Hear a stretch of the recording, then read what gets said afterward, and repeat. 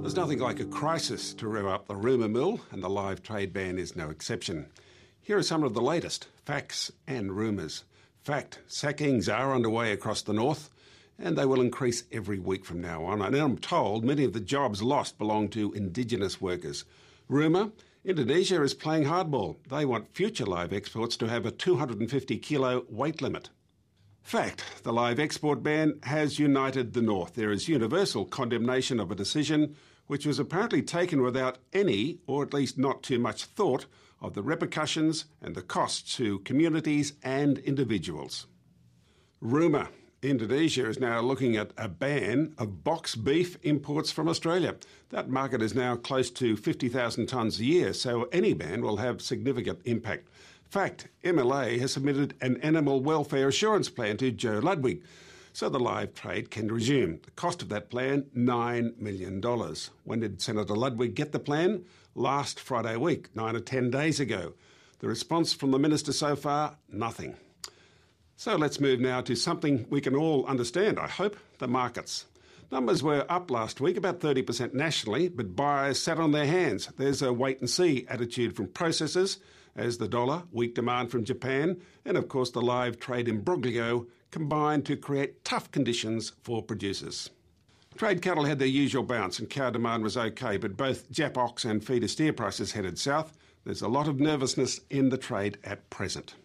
And reaction from the key Eastern Young Cattle Indicator was predictable, down 9 cents to $3.72. And the lamb market continues to soften as well, while there are supply issues with sheep, and this is putting a floor price into mutton. So our lamb indicator shed 9 cents, while our mutton price is up 35 cents on this time last year.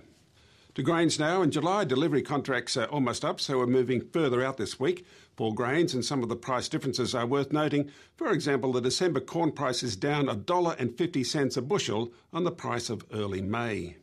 Poor export sales are weighing on soybean prices.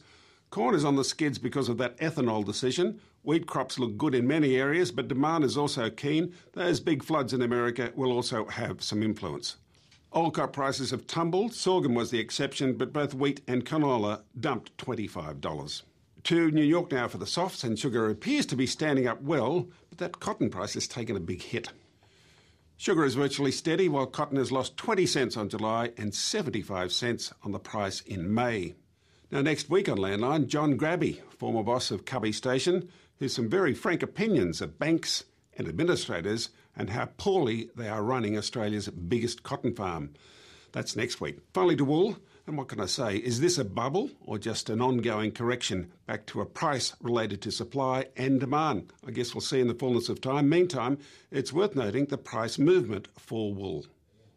Here's the graph since 1999. The market corrected off a very low base through the 90s, was smashed in 03, and with some variations remained in a 250 cent range for some time until the middle of last year, when it took off and has been flying ever since.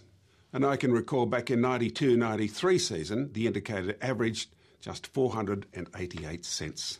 Last week, the EMI rose again, establishing yet another record and closed at 1,436 cents, a lift of about 0.3%.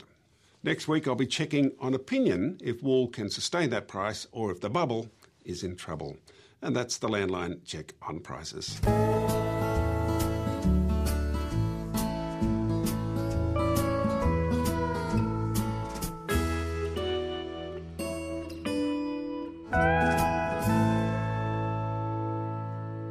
Weather-wise, not much to report from most of Australia, with the exception of Victoria, where the big wet seems to go on and on. In fact, the Weekly Times is reporting on the world's first ever anti-rain dance scheduled for the town of Warragul next Thursday.